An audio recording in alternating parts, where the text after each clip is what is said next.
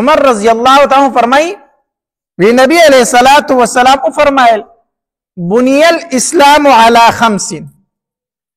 د اسلام بنیاد په 5 سيزونو باندې ولاړ دی 5 سيزونو باندې د اسلام بنیاد ولاړ دی پاره کې اول خبر دا ده چې شهادت الله اله الا الله د لا اله الا الله کلمې گواہی کول لا اله الا الله محمد رسول الله شهادت الله اله الا الله وان محمدا عبده ورسوله د دې خبرې گواہی کول یعنی کلمه وای لا اله الا الله محمد رسول الله چې دا کلمه دی په جبه ویل او په زړه کې دی اومنه لته مسلمان اول رکن د اسلام دا دی دویم نبی علیہ الصلوۃ والسلام فرمای و اقام الصلاه منز ادا کول د منز پابندی کول چې کله تا دا کلمه ویل چې لا اله الا الله محمد رسول الله نو ته مسلمان شوی نو تا ته په اسلام کې اول حکم چې مخامخ کېږي حکم د مانځه دی و اقام الصلاه د منز پابندی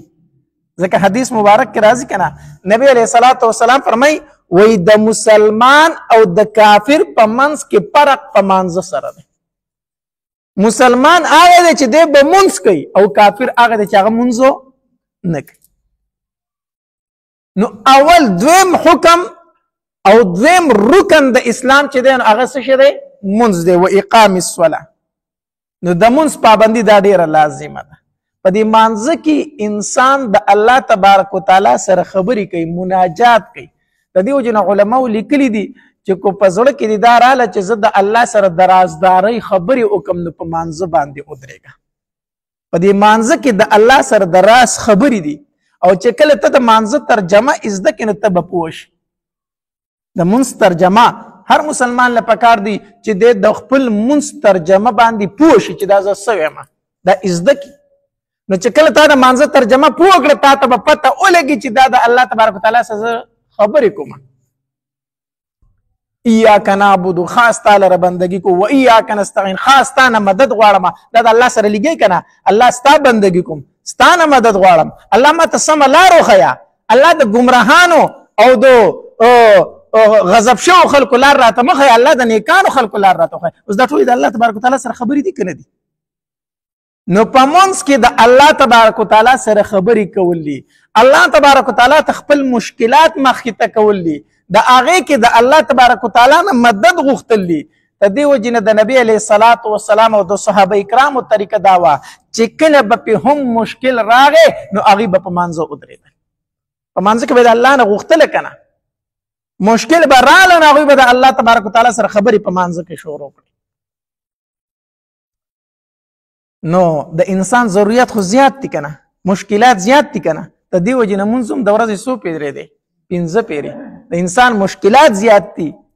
د انسان ضرورت زیات دي حاجات زیات دي ته دی وجنه منظم د ورځې 15 پیری دی چې په دې 15 ټیم کې ته الله تبارک وتعالى سره خبرې کوي دویم رکن د اسلام چې دی نو هغه څه شی دی و اقام الصلاه د منځ ادا کول او دریم نبی علیہ الصلوۃ والسلام فرمای و ایتاء الزکات د زکات ورکول ځکه چې الله تبارک وتعالى خپل مشکلات مخې ته کوي د الله سره خبرې کوي الله تبارک وتعالى ستاسو مشکلات حل کوي کو هر قسم مشکلات دي کو مالی دي او بدني دي نبی الله تبارک وتعالى فرمای زه دي مشکلات حل کوم ټیک شو نو زه خو تعالی درکړه کوم نو چې دا درکړه کوم په دې کې لږ غونته کیسه د غریبانو د پاره هم مقرر کا لږ غونته کیسه په کې غریبانو لور کوا نو و ایتاء الزکات دریم زکات ورکول او چې سلورم رکن د اسلام وحج البيت د بیت الله شریف حج کول دا د هغه چا باندې فرض دی چې څوک طاقت لري دومره طاقت شته دی چې د حج داخله هم کولی شي هلته تللی شي بیا واپس راتلی شي او دومره نفقه په کور کې پرېښودی شي چې د ده راتلو پورې د ده بچي استعمال کړي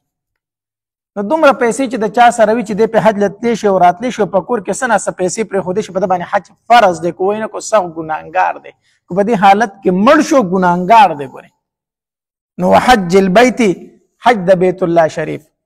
او پنځم وصوم رمضان د رمضان المبارک روجې نیول. نو دا 5 ارکان دي د اسلام. علماء لیکلي دي که په دې کې یو انسان د یو نه هم انکار وکړي نو په دې سره دی کافر کیږي. په دې 5 ارکانو کې یو انسان د یو نه هم انکار وکړو چې کلمه نه وامه نعوذ بالله، نه منم کلمه، الله نه منم نعوذ بالله، نبی علیہ السلام نه منم، دی په دې سره څه شو؟ کافر شو. یا منځ نه منم، یا زکات نه منم، یا حج نه منم، یا د رمضان مبارک روزې نه منم نعوذ بالله، دا خبره چا وکړه نو په دې سره دی کافر شو، د اسلام ووت. او ها انکار تی نه کوي خو کوي نه، وایي منم خو کوم نه، نو بیا فاسق دی، کافر نه دی خو څه شی دی؟ فاسق دی چې مني خو کوي نه. نو دا 5 ارکان د اسلام دي، د دې ډیره زیاته پابندي پکار ده.